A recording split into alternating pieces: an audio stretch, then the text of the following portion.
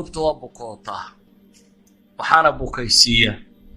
gaalnimada iyo kufriga waxaa bukaysiiya macaasida waxaa bukaysiiya siday dunuubta qalbiga degtaa u kala waaweyntii oo maalan waxaynu u baahannahay acmaal alquluubka la tilmaamo waxna waa wax lagu nooleeyo qalbiga ilaahay dikrigiisa iyo xuskiisa qur-aanka akhriskiisa awraadda la imaadkooda salaadaha iyo cibaadaadka iyo waajibaadka lagu faray samayntooda waxaasi qalbigay nooleeya waxna waa laga saafi yeelaa qalbiga oo ugu horeeyo riyaaga iyo sumcada riyaagu waa camal qalbiya xadiiska nabiga waxay tilmaamaysaa dadka naartaba loogu horshidayo ahlu tawxiidka inay kuwaasi yihiin saddexdii naarta ugu horreeyay awal man tusacaru bihim annaar buu nabigu saddexda ugu horreeya naarta lagu shidaya waa saddex qalbiga ka bukooday maxay sameeyeen acmaal saalixa laakiin qasdiga iraadada cidday acmaasha saalixa wax kaga rabeen baa qaldantay oo waa maxay waxau nabigu tilmaamay calayhi salaatu wasalaam ka ugu horreeya naarta lagu shidaa waa mid sheekh ahaa oo qur'aan akhris badnaa oo waday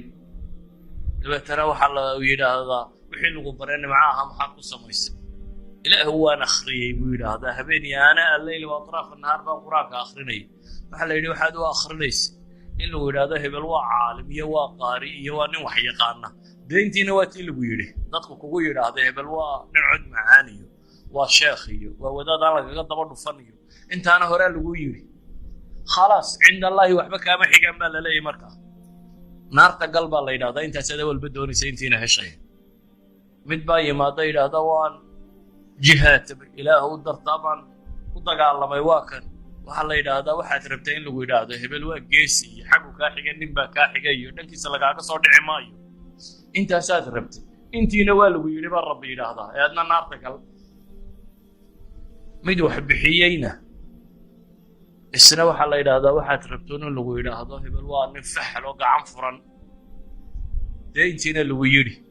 isna naarta gal idan waa acmaal alquluub waxa camalka kuu kaaga dhiga wax qiimo leh hadduu camalka qalbigu xumaado oo ama riyaa galo istus ismaqashiin ama uu galo iscajabin iyo is-afuufid iyo ha lagu sheego iyo miyaanan hebel ahayn aad buddo hadday dadku magacaaga hore u sheegi waayaan iyana waa la mid uun waxba waa halbacaad lagu lisaday soomaalidu sheegaysa waa caana cidla ku dhacay saa awgeed amraad alquluub waa khatar gaalnima ha u weynaato waxaa ku xigo oo dhan ku soo dar waxayd u baahantahay marka inaynu in badan dadaallo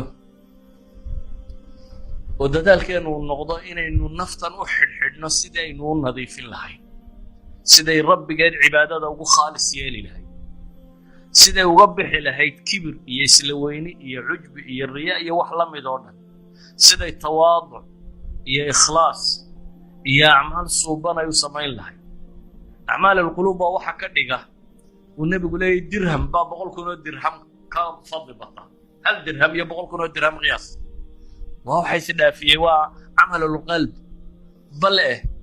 acmaal alquluub waa waxa keensada laa ilaaha illa allah qaar lana inay naarta galaan qaar laa ilaaha illa allah oo keliya inay ku badbaadaan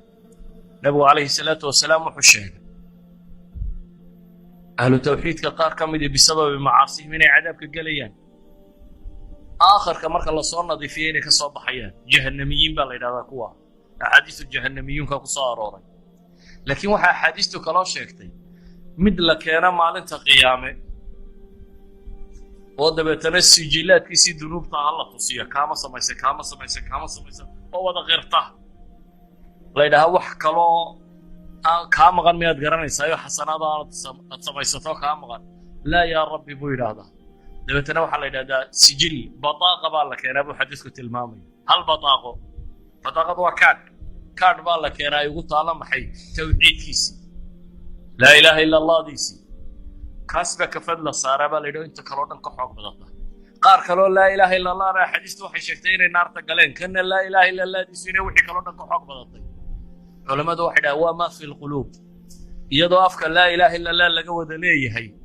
ayaa haddana qalbiga waxa ku jira aanu isleekayn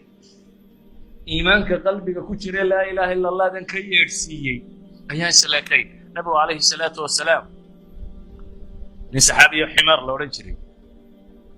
ayaa dhowr goor khamro lagu soo qabto dabeetana maalintii dambaa la keenay mid baa markaa wuxuu yidhi saxaabadii ka mid ah dee wuu maagay waxaan buu yidhi maalin walba khamraa lagu keenaya waa lagu garaacayaa nabigu calayhi salaatu wasalaam wuxuu ku yidhi war shaydaanka ha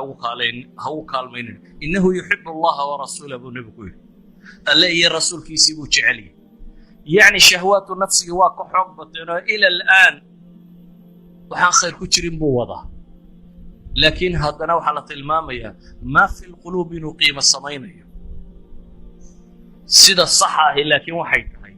inaanay iskhilaafin maa fi lquluub iyo waxa camalkee kaa soo baxaya inaanay iskhilaafin waxaa qalbigaaga ka buuxa inuu noqdo waxa hogaamiya acmaasha aad samaynaysaba loo baahaya waxaan darsiga ku soo koobayaa waa waqti kululla waa joogtaan magaalo kululla waa joogtaane in la xambaari karo uun baan rabaa anna ay anfacda inaan idiin sheego oo ah waxaynu u baahannahay inaynu dib quluubteenna u fatashno quluubteenna inaynu dib u fatashno baadhno oo aynu nadiifinno daahir yeelno ka daahir yeelna xaasidnimo iyo xaqdi iyo xumaan iyo xan iyo wixii la mid oo dhan ka daahir yeelno ka daahir yeello waxa laaliya waxa mubtilaatul acmaal ah